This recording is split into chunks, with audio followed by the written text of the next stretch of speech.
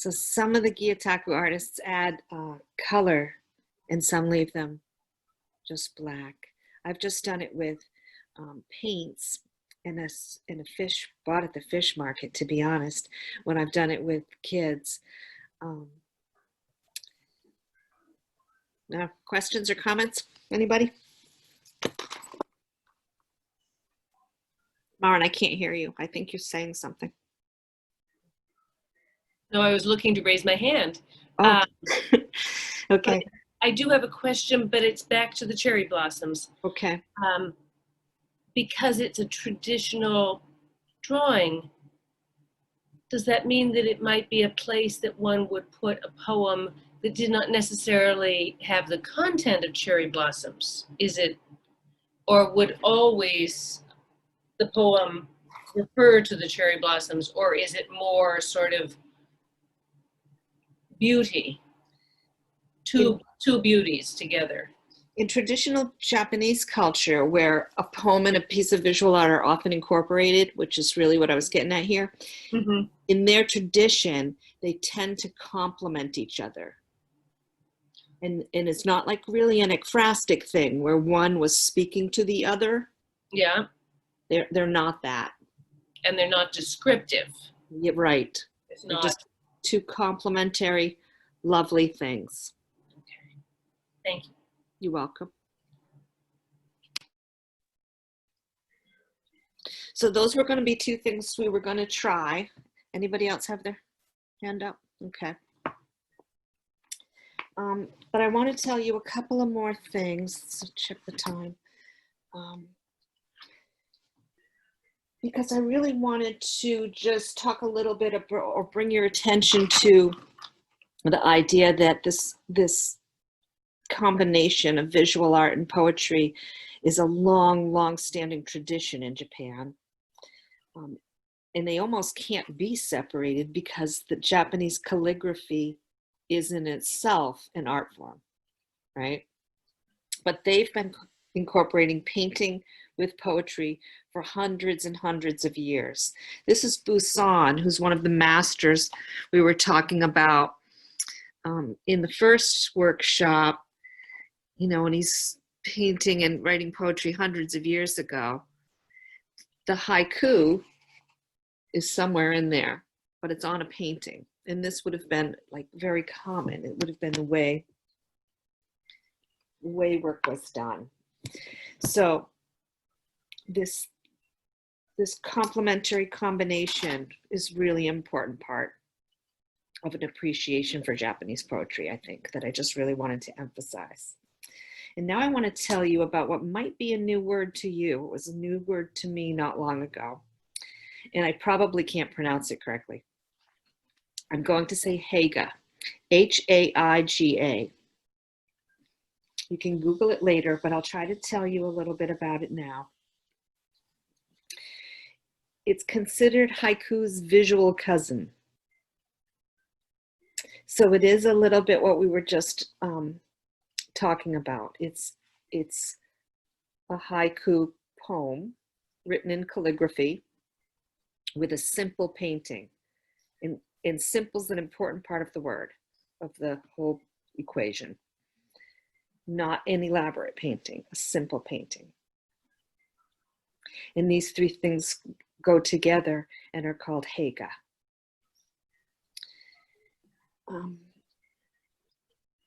And they do always say that it's haiku, that that's part of a Haiga, not the other kinds of poems. And that may be because haiku is one of the most popular forms in the country. I'm not sure. Maybe it's just a tradition. So what you're going to see in a Haiga is very minimal brush strokes, very simple paintings or sketches, free lines, nothing frivolous, and the poem, which of course in Japan would be written in calligraphy.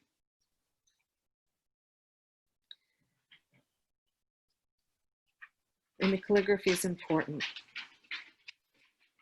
We can't really duplicate that without learning a whole new craft. I'd love to learn it though, someday. So Haiga, you can Google it, learn lots more about it. Maren. So are you saying that the poem is on top of the painting, or the painting painted on top of the calligraphy? Rather than side by side, the way your daughter's poem was set in the negative space, are they actually superimposed? No, I think they're more often side by side. Side by side. But I don't think there are rules. And the modern Haga artists are even doing this digitally with photography, and I don't think you have to think about rules. It could be done anyway. You could superimpose if you want to. But traditionally, going back, it would have been, trying to scroll up some good examples for you. A parchment or a scroll, these hang beautifully all over Japan. Actually, most of the space is going to be negative, white parchment space. And then there will be a haiku, which of course is vertical lines in calligraphy, and a simple picture somewhere on the paper. That would be the traditional. So the great, great, great, great ancestor of memes. Yeah, I guess that's a good way to look at it. Mm-hmm. And really, the calligraphy too, in the early days, that was done with a brush and ink. It really was painting. So they had a picture, words, really their words are pictures, and then a picture. So at the very beginning, it was all painting. Haga. Okay, so the whole point here that I really wanted to get at, or have you take from this today, besides maybe just an appreciation for Japanese art, is that I really wanted to inspire participants to think about how you might incorporate a poem with some type of visual art and enter it into the broadside contest that we're going to have as part of this project. And you can, and I hope that you will think about that. If creating visual art is just not in your wheelhouse or comfort zone, think about an artist you might like to work with, collaborating on a broadside together. So we should probably talk a little bit about broadsides.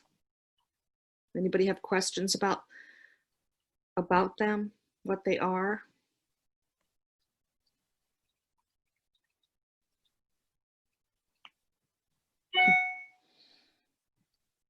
So I have for you in the list of resources is sort of a digital handout that you're going to get. Thanks, Madeline. Broadsides are a combination of a poem and some visual art on one piece of paper. So a lot of like what we've been talking about today. There can be, this really is what Grace created. This qualifies as a broadside because it's some visual art with a poem. So it's a broadside, and broadsides have been created forever to be hung on walls or shared with others. Permanent pieces of art can be done by one person or two persons working together. And they're just a lovely works, a lovely way to keep your work forever. They tend to be either one original piece or a run of broadsides, which is usually the way most artists or poets do it now, which means they use a printing press and maybe making it a limited run of 100 pieces. And you'll always see the artist will have a little fraction number in the corner of these kinds of things, and it'll say like 34/100. It means that you have purchased the 34th of a limited edition. There will only be 100 of them forever, and that's it. You'll see that on broadsides a lot if they've been run off on a press. But you can just make one. You can have an original work of art that nobody else can ever have a reproduction of. Laura has put a beautiful definition in the chat box that I'm going to read out loud right now from Wikipedia. A broadside is a large sheet of paper printed on one side only. Historically, broadsides were used as posters announcing events or proclamations, commentary in the form of ballads, or simply advertisements. You hear a lot about them when you're studying history, like the revolutionaries were making broadsides to talk about their cause.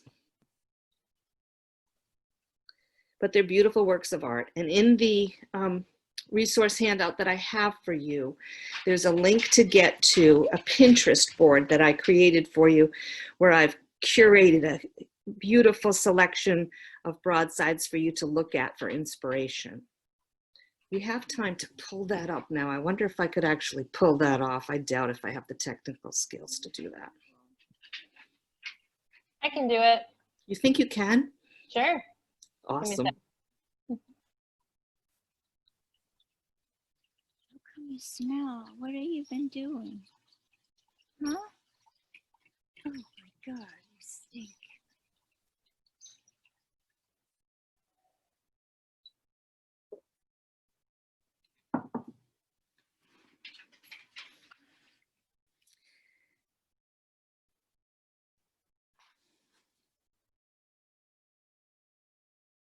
So in the broadside contest that we're going to have, we're hoping that your entry will show in some way, any way at all, a Japanese influence. Maybe in the art, maybe in the poetry, maybe in both.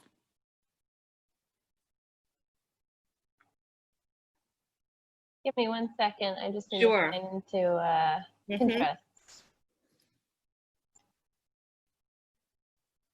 One of the biggest decisions to make with a broadside too is actually the paper, what you want to put it on. And you get lots of choices nowadays.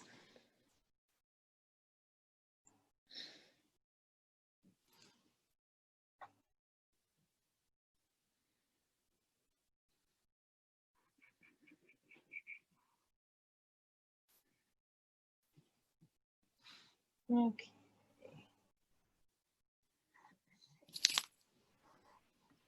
Tammy, while she's doing that, Yes. I just wanted, you probably already know this, but the Harvard Art Museum, just before the shutdown, had a exhibit that had opened, which obviously you can't see. It's called Painting Edo. It's the Japanese art from the Feinberg collection. Even online, it's a stunning collection to go and see. So if you go just into the Harvard Art Museum, or if you go through like Google's art and culture page, you could probably get to it as well. You can, That's a wonderful announcement. Thanks for telling us. yeah. So Laura's scrolling through the Pinterest board that shows you some beautiful and varied examples of broadsides that I wanted to show you. You can let me know. I can click on one if you'd like. If you go all the way to the top, and that one with all the arrows, sort of like a diagram somebody made of what you should have in a broadside. This is one we can probably talk about for a moment. So when you make yours or design yours, you want to make sure it kind of has these elements. Sorry, there's no way for me to do it. That's full okay. screen.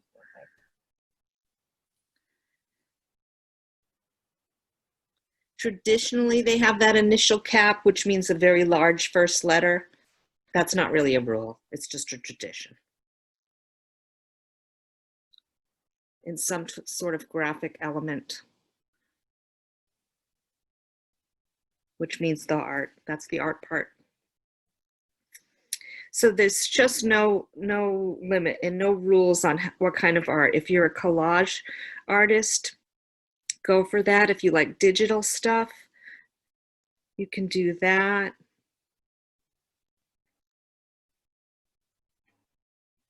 No rules at all. It's art.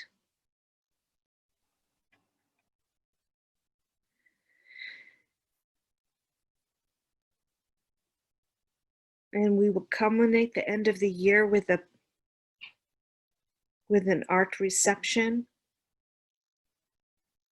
with as many of the broadsides as we can fit into the reception. There'll be, it's a contest, so there are going to be some winners, although we don't know who the judge is yet. It won't be somebody who knows your name. It'll be a more blind judging than that. And I hope you'll participate, or at least think about it. Tammy, are there size requirements or? Well, we haven't narrowed down any, but no, there can be a variety with that. Traditionally, they're like about the size Grace did. They can even be postcard size. They just can't get too large. So the answer is mostly no. No within reason.